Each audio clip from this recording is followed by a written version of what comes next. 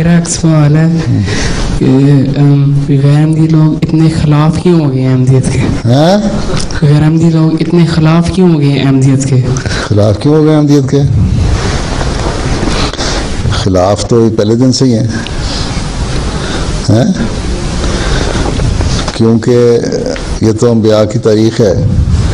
جب بھی کسی نبی نے دعویٰ کیا ہے، کہیں تم دیکھتے ہو کہ ان کے حق میں ہوئے ہیں لوگ، قوم اس کی؟ کبھی کہیں دیکھا ہے کسی نبی نے جب دعویٰ کیا ہو نبوت کا تو اس کی قوم جو ہے اس کے حق میں ہوئی ہو؟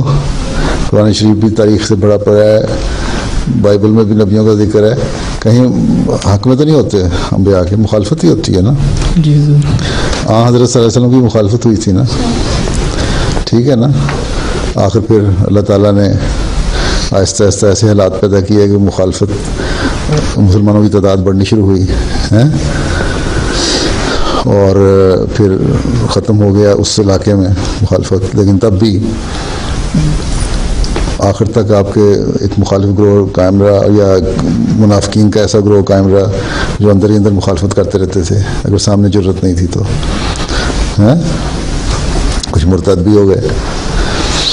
تو مخالفتیں تو ہوتی ہیں، اور یہی سچائی کی دلیل ہوتی ہے کہ اللہ تعالیٰ کی طرف سے جو آتا ہے جب وہ بات کرتا ہے تو اس کی مخالفت ہو. اور پھر اسی وجہ سے پھر آہستہ آہستہ لوگ سن کے باتیں شامل ہونا شروع ہو جاتے ہیں. کئی لوگ ہیں مخالفین ابھی بھی، حضرت موسیٰ علیہ السلام کے زمانے میں بھی اور اب بھی، جو بے انتہا مخالفت کرنے والے تھے، لیکن ہمارے مختلف پروگرام MTA وغیرہ پہ سننے پہ اور خطبات وغیرہ سننے پہ وہ آہستہ آہستہ ان کو سمجھ آنے لگی اور مخالفت ختم کر کے انہوں نے احمدیت قبول کر لی.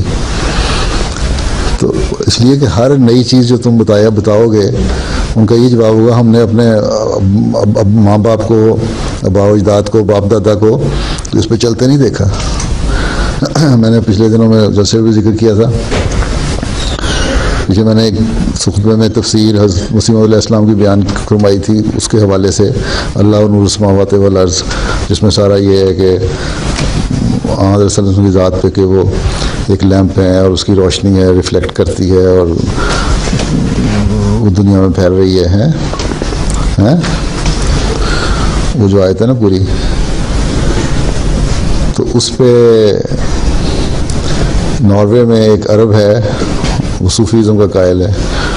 اس نے خط لکھا کہ میں دنیا کے سارے صوفیوں کو کہتا ہوں کہ جو تشریح تفسیر اس آیت کی مرزا غلام احمد قادیانی نے کی ہے اس جیسی کوئی چیز نہیں ہے. اور سارے اس تفسیر کو پڑھیں تاکہ ان کو پتہ لگے قرآن کی حقیقت کیا ہے.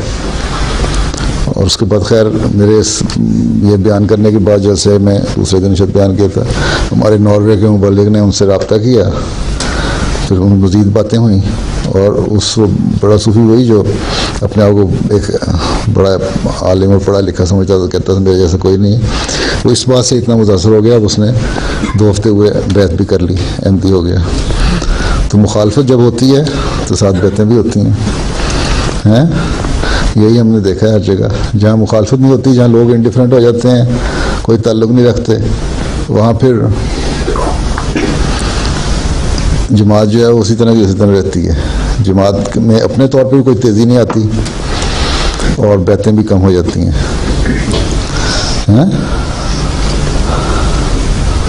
ٹھیک ہے.